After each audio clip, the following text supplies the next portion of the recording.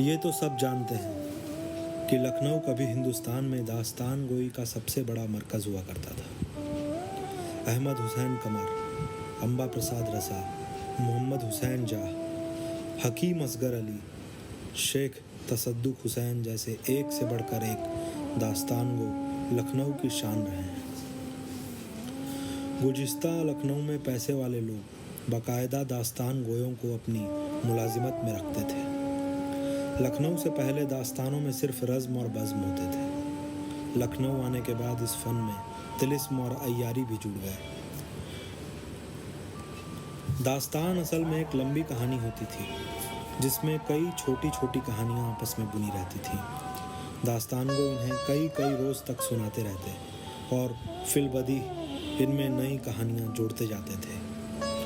दास्तान में नए नए विवरण और किस्से जोड़कर उसे बढ़ाने को तूल देना कहा जाता था। लखनऊ के दास्तानगो तूल देने की कला में माहिर थे। कई बार तो दास्तानगो दास्तान की किसी मुख्य घटना पर ठहरकर सिर्फ घटना के छोटे छोटे विवरण बताते हुए ही दास्तान लंबी कर देते थे। इसे दास्तान रोकना कहते थे। दास्तान रोकने और तूल देने के बारे में एक किस्सा बहुत मशहूर है। गुजरे ज़माने में लखनऊ में एक नवाब साहब हुआ करते थे जिन्हें देर से नींद आने का मर्ज था। लखनऊ का एक उस्ताद दास्तान गो हर रात नवाब साहब को दास्तान सुनाता था। एक रात रुखसती के वक्त उसने नवाब साहब से अर्ज़ किया कि वह हज पर जाना चाहता है। नवाब साहब दास्तान गो से बोले, मुझे खुशी है कि आप हज पर रवाना हो रहे हैं, लेकिन आपकी गैर हाजिरी में मुझे किस्सा कौन सुनाएगा। इस पर दास्तान गो बोला, हुजूर आप जरा भी फिक्र ना करें, मेरा सबसे उम्दा शागिर्द आपकी खिदमत करेगा। उस्ताद ने अपने शागिर्द को बुलाकर कहा, मैं हज पर जा रहा हूँ, कल से तुम इस मोड़ से किस्सा आगे बढ़ाना कि जंग के हालात बन चुके हैं। महल के बाहर फौजों का जमावड़ा लग रहा है। बादशाह जंग के लिए तैयार हो रहा है। उसे महल से बाहर निकलकर अपनी फौजों की अगवानी करनी है। शागिर्द ने कहा, ठीक है उस्ताद, मैं कल से यहाँ से दास्तान को आगे बढ़ाऊँगा। दास्तान को जब 2 महीने बाद हज करके वापस आया तो उसने डरते डरते नवाब साहब से पूछा कि नवाब साहब, मेरे शागिर्द ने आपको दास्तान सुनाने में कोई लापरवाही तो नहीं की।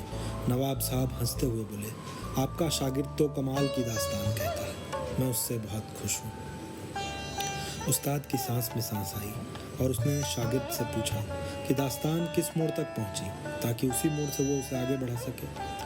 शागिर्द ने अर्ज़ किया, हुजूर, खाकसार को क्या इख्तियार कि आपकी गैर मौजूदगी में बादशाह को महल से बाहर निकाला था। आप कहानी को उसी मोड़ से आगे बढ़ा सकते हैं जहां आप उसे छोड़ कर गए थे। मतलब यह है कि शागिर्द ने दास्तान उस जगह से आगे बढ़ाई ही नहीं थी जहां उस्ताद छोड़ कर गए थे। वो 2 महीने तक सिर्फ जंग के लिए राजा की तैयारियों का विवरण ही सुनाता रहा और इतने दिलकश अंदाज में सुनाता रहा कि राजा की दिलचस्पी दास्तान में बराबर बनी रही। ये था लखनऊ वालों का हुनर।